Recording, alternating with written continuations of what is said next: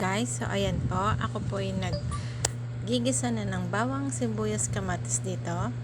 And then lagay ko na rin yung baboy natin siya para lumambot-lambot ang ating baboy. And then ilagay natin ang ating ginayat na ampalaya. Add ko na yan sa asin, guys, para hindi siya masyadong mapait. So, para makain ng aking junakis na maliit. So, ayan, halo-haloin natin hanggang sa maluto yung ampalaya. And then, ilalagay na natin yung pinirito nating tokwa. Pinirito ko na yan, guys. Sinet aside ko lang. Tapos, ayan, halo-haloin natin. Then, titimplahan na natin yan. Nilagyan ko siya ng magic sarap. Tapos, nilagyan ko rin siya ng tubig para kahit papano may sabaw-sabaw tayo.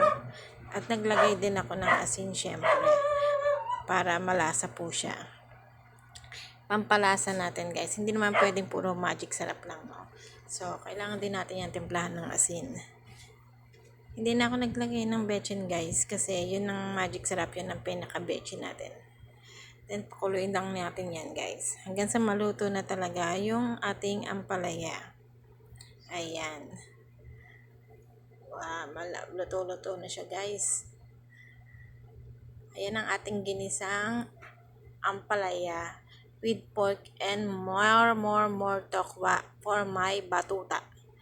So, ayan na, guys. Luto na po yan. Thanks for watching.